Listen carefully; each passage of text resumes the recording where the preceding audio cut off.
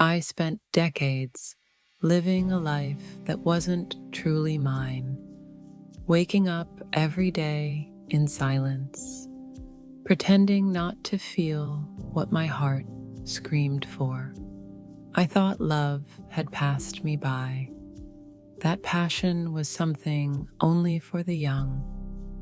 But then she whispered three words that shattered everything I thought I knew. I love you. In that moment, my world ignited. This is the story of how I stopped merely existing and finally started living.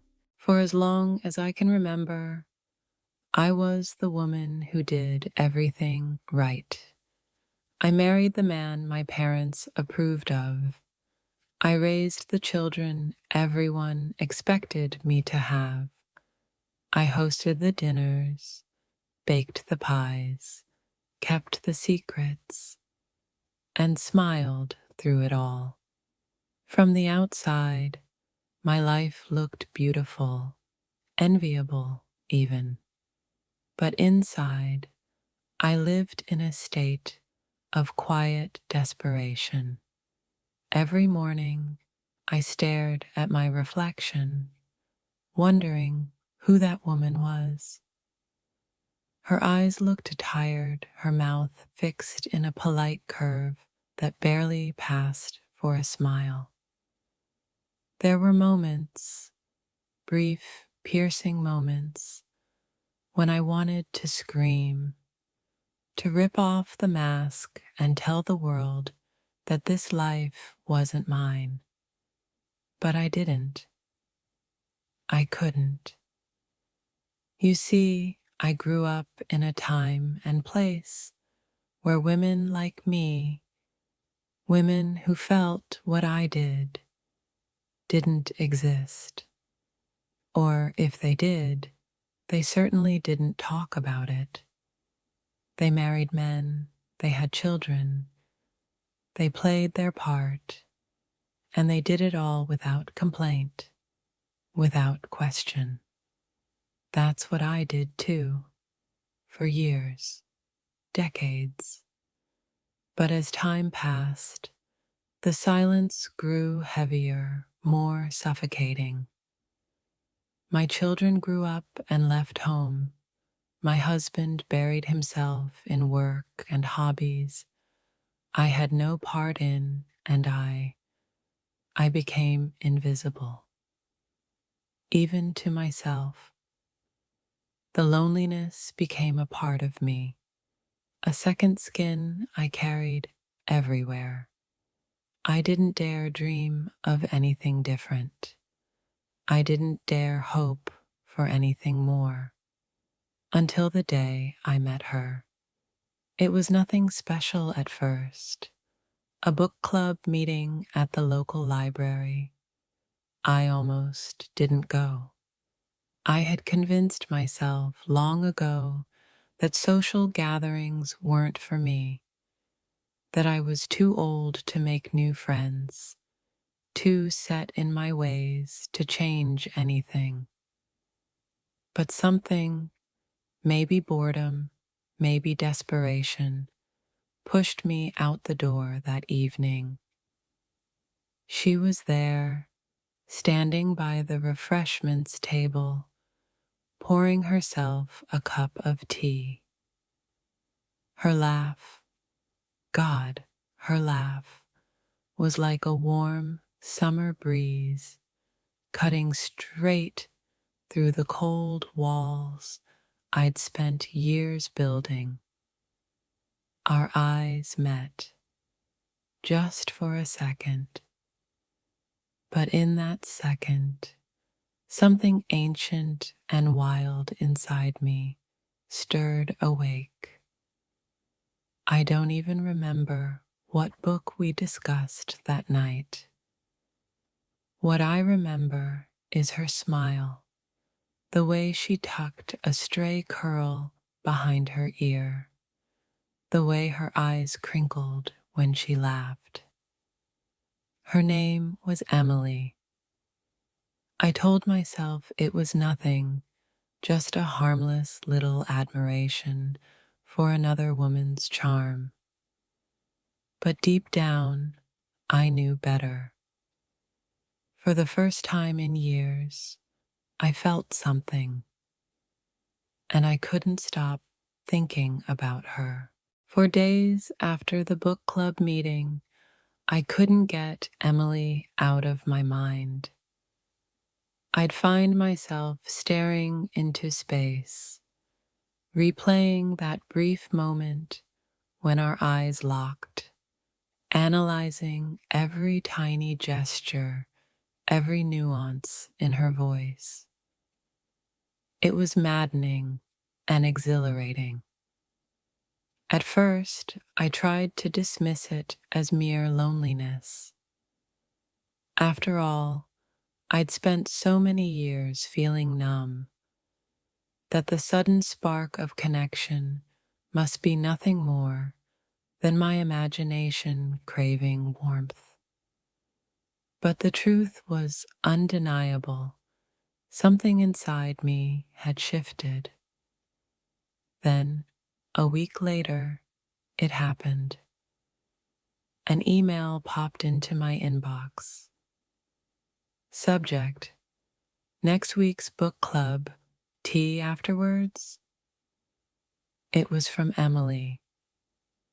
My heart raced as I read her casual invitation. She suggested we meet at the little cafe down the street after the next book club meeting. I'd love to chat more. You seem like someone I could really talk to, she wrote. I must have read that sentence a dozen times.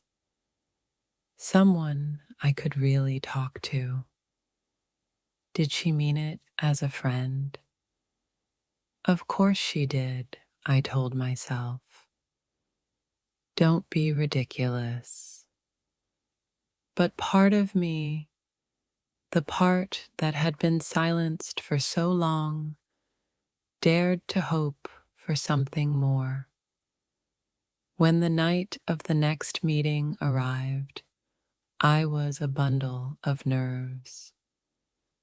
I spent far too long choosing what to wear, settling finally on a simple navy dress I hadn't worn in years. As I walked into the library, I caught sight of Emily almost immediately. She was sitting in the corner, legs crossed, flipping through the book with a thoughtful expression. When she looked up and smiled at me, I felt my knees weaken. The meeting passed in a blur. I couldn't tell you a single thing about the discussion that night. All I remember is glancing at the clock, counting down the minutes until we'd leave together. Afterwards, we strolled to the cafe.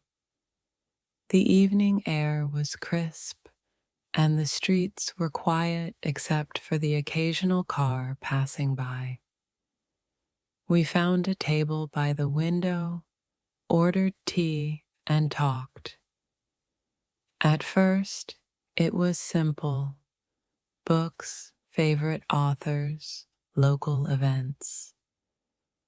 But soon, our conversation deepened. She asked about my life, my family, my passions, and for the first time in years, I found myself telling the truth. I feel like I've been invisible for so long, I confessed, my voice barely above a whisper. Emily didn't look away. She reached across the table and placed her hand gently over mine. You're not invisible to me, she said softly. That simple gesture, that simple sentence, it unraveled something inside me. As we left the cafe that night, she walked me to my car. Before I opened the door, she smiled again and said, "Let's do this again soon." And all I could do was nod, afraid that if I spoke, my voice would betray the flood of emotions crashing through me. Driving home, I couldn't stop smiling. For the first time in decades, I wasn't thinking about the life I was supposed to live, but about the life I might still have. After that evening at the cafe, something shifted inside me. It was subtle at first, a softening, a quiet awakening I hadn't realized I was longing for. I found myself walking lighter, smiling more. I even caught myself humming while preparing breakfast, something I hadn't done in years. Emily and I began meeting regularly, always under the harmless guise of book discussions, new coffee shops, or art exhibits. But we both knew these meetings were about more than books or coffee.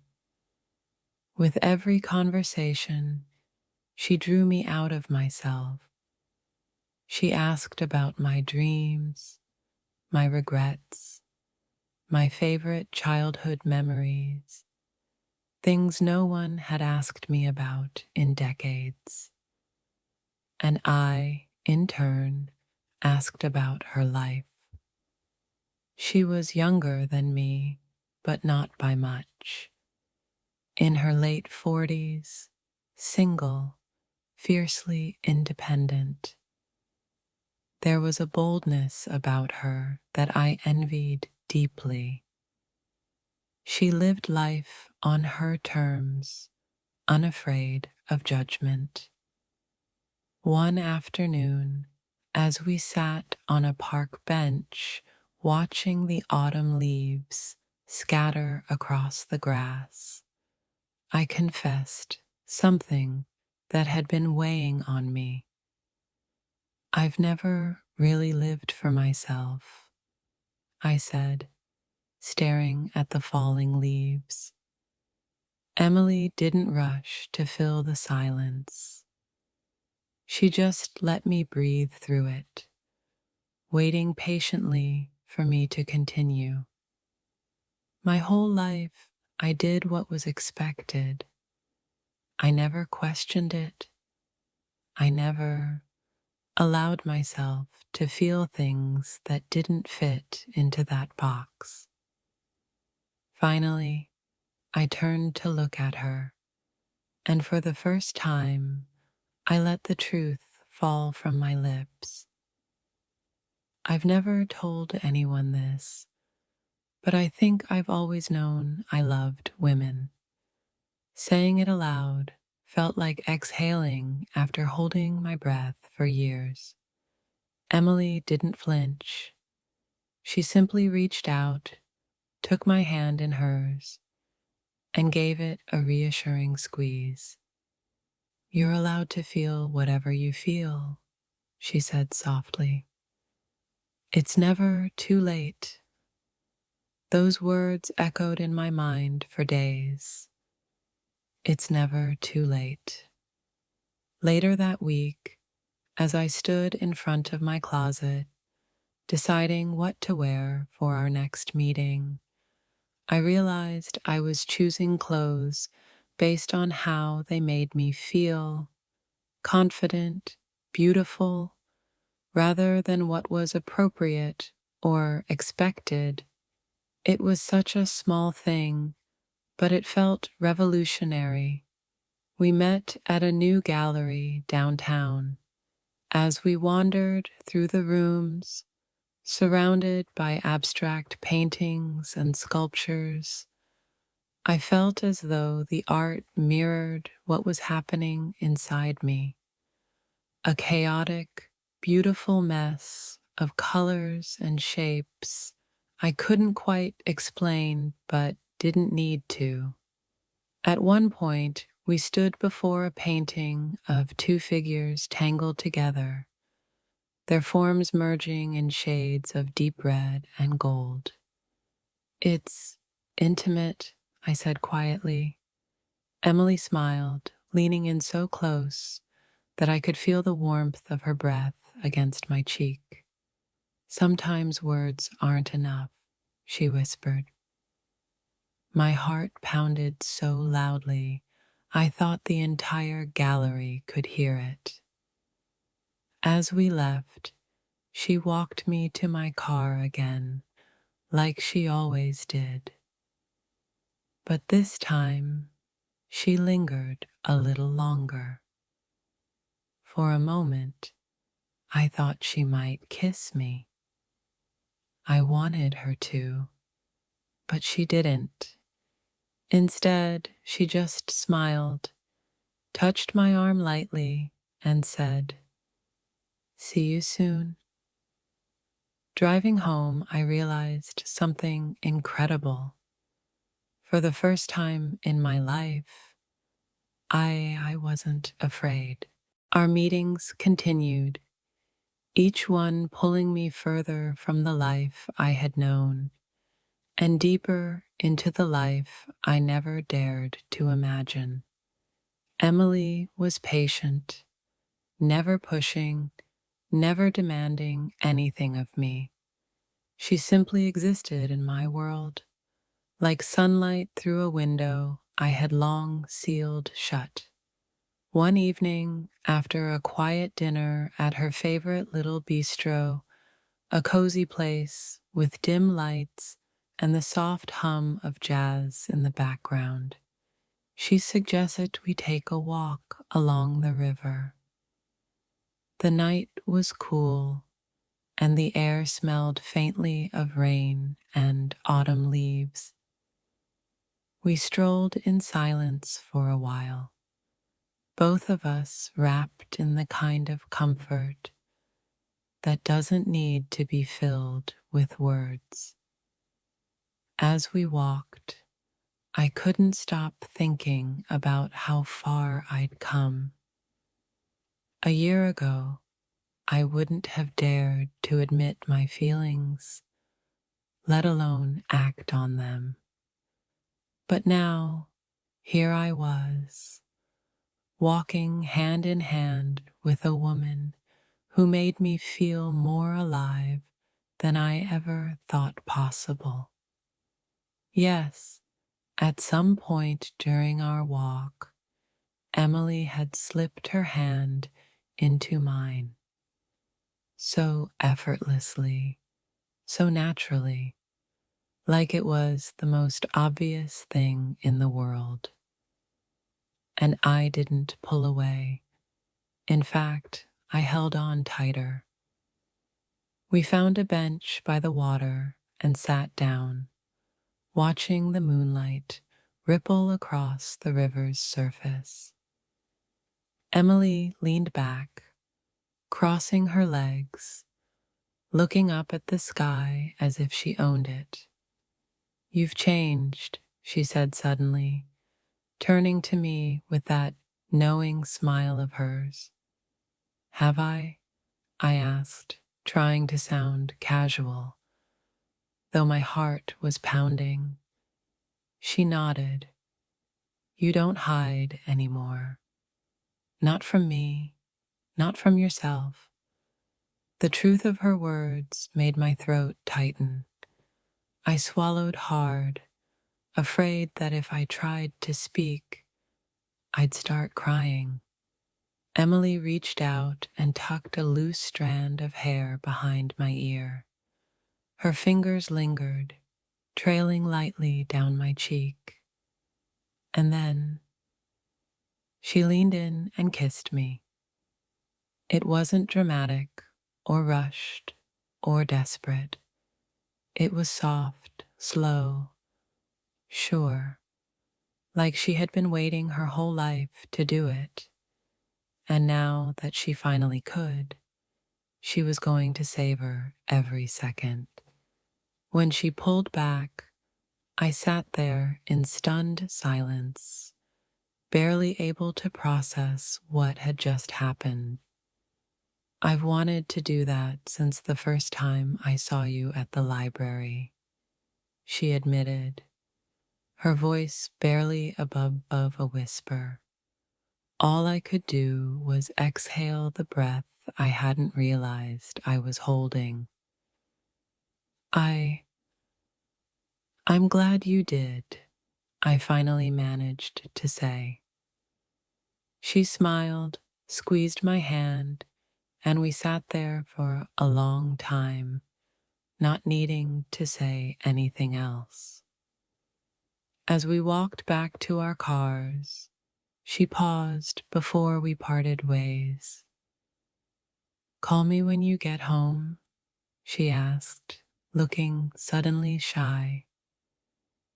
Of course, I said, and then, without overthinking it, I leaned in and kissed her cheek. Her smile was radiant as she watched me drive away. That night, lying in bed, I touched my lips, still tingling from her kiss. For the first time in my life, I wasn't wondering what people would think. I was wondering what would happen next. The days after our kiss felt like living in a different world. Everything looked brighter, every sound felt clearer, as though someone had turned up the volume on life itself. Emily and I continued to see each other, but now there was no more pretending. Our hands found each other naturally, our conversations deepened, and our silences became even more comfortable. But as beautiful as it all was, there was still a part of me, the old part, that struggled with fear. What would people say? What would my children think? Could I really embrace this new chapter so late in life? Emily never rushed me. She never demanded answers. She simply gave me space and her unwavering presence. Then, one evening, everything changed. We had spent the day exploring a small coastal town, walking along the cliffs, laughing over seafood in a little shack by the beach, and collecting seashells like we were teenagers again. As the sun began to set, casting the sky in brilliant streaks of pink and orange, we found ourselves sitting on a weather-worn bench overlooking the sea. Emily took a deep breath, then turned to me. I need to tell you something, she said, her voice steady but her eyes glistening with something unspoken. My heart pounded. She reached out, took both of my hands in hers, and looked straight into my soul. I love you. Just like that. 3 simple words that detonated inside me, obliterating decades of silence, repression, and fear. I sat there stunned, my mind scrambling to catch up with what my heart already knew. Tears filled my eyes as I whispered back, I love you too. And it wasn't until I said those words aloud that I realized just how much I had been waiting my entire life to say them. Emily leaned in and kissed me again, this time with more certainty, more passion, as though sealing the truth between us. When we finally pulled apart, I laughed through my tears. I can't believe this is my life, I said. Emily smiled, brushing a thumb across my cheek. It always was your life. You just needed to give yourself permission to live it. In that moment, I felt something I hadn't felt in years, maybe ever. Freedom, pure, unapologetic, beautiful freedom. As we sat there watching the last sliver of sun disappear below the horizon, I knew that I would never go back to living in the shadows. I was done with silence, done with hiding. And as Emily rested her head on my shoulder, I realized that love, real love, doesn't care about age or time or the rules we're told we have to follow. Love simply is. And I was finally ready to claim it. Love doesn't come with an expiration date. It took me decades to step out of the shadows, but when I did, I found a life more beautiful than I ever imagined. If this story touched you, share it with someone who needs to be reminded that it's never too late to choose love. What would you have done in my place? Let me know in the comments.